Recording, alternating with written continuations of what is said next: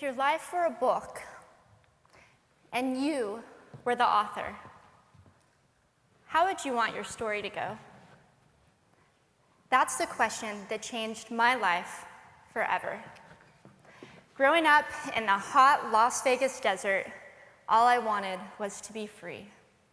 I would daydream about traveling the world, living in a place where it snowed, and I would picture all of the stories that I would go on to tell. At the age of 19, the day after I graduated high school, I moved to a place where it snowed, and I became a massage therapist. With this job, all I needed were my hands and my massage table by my side, and I could go anywhere. For the first time in my life, I felt free, independent, and completely in control of my life. That is, until my life took a detour.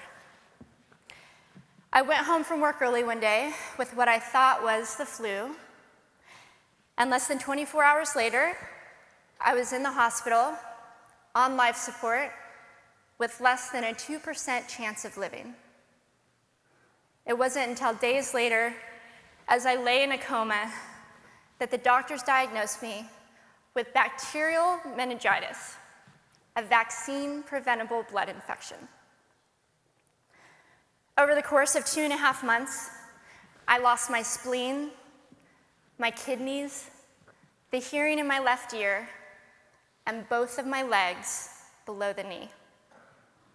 When my parents wheeled me out of the hospital, I felt like I had been pieced back together like a patchwork doll.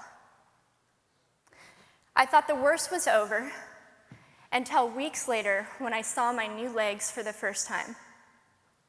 The calves were bulky blocks of metal with pipes bolted together for the ankles, and a yellow rubber foot with the raised rubber line from the toe to the ankle to look like a vein. I didn't know what to expect, but I wasn't expecting that. With my mom by my side and tears streaming down our faces, I strapped on these chunky legs and I stood up. They were so painful and so confining that all I could think was, how am I ever going to travel the world in these things? How was I ever going to live the life full of adventure and stories as I always wanted?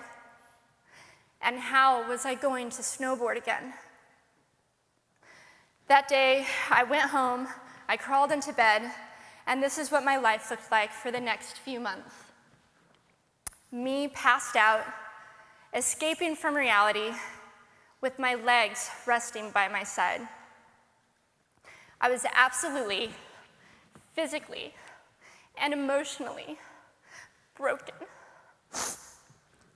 But I knew that in order to move forward, I had to let go of the old Amy and learn to embrace the new Amy. And that is when it dawned on me that I didn't have to be 5'5" anymore. I could be as tall as I wanted.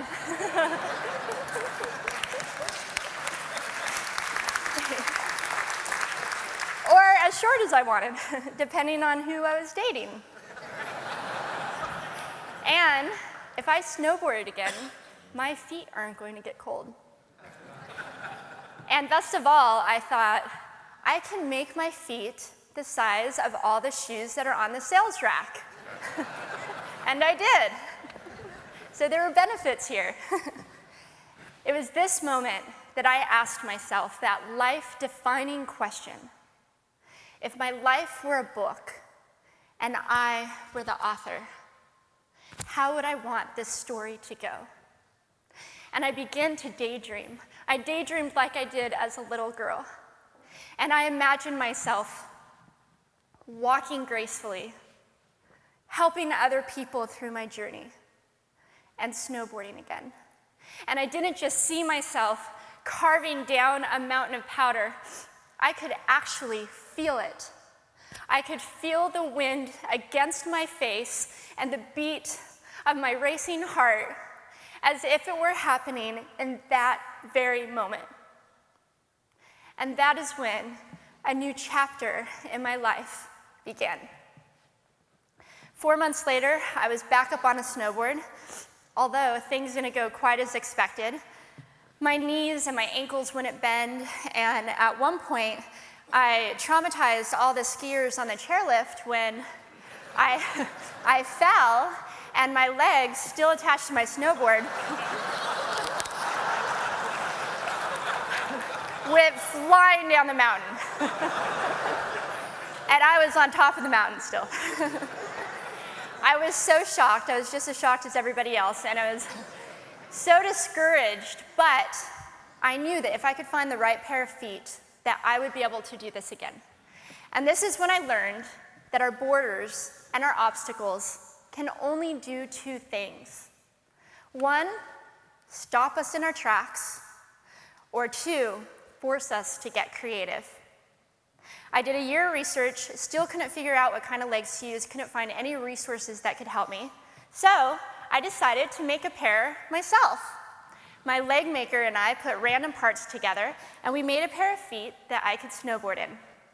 As you can see, rusted bolts, rubber, wood, and neon pink duct tape. And yes, I can change my toenail polish. It was these legs and the best 21st birthday gift I could ever receive, a new kidney from my dad, that allowed me to follow my dreams again. I started snowboarding, then I went back to work, then I went back to school, then in 2005 I co-founded a nonprofit organization for youth and young adults with physical disabilities so they could get involved with action sports. From there, I had the opportunity to go to South Africa, where I helped to put shoes on thousands of children's feet so they could attend school. And just this past February, I won 2 back-to-back World Cup gold medals. Thank you.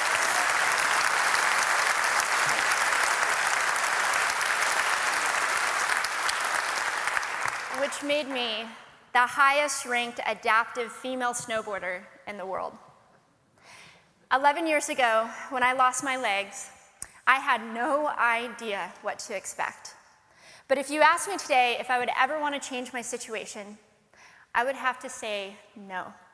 Because my legs haven't disabled me. If anything, they've enabled me. They've forced me to rely on my imagination and to believe in the possibilities.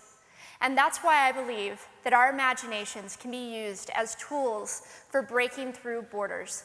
Because in our minds, we can do anything, and we can be anything.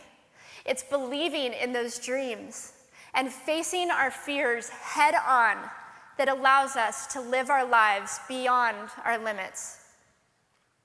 And although today is about innovation without borders, I have to say that in my life, innovation has only been possible because of my borders. I've learned that borders are where the actual ends, but also where the imagination and the story begins.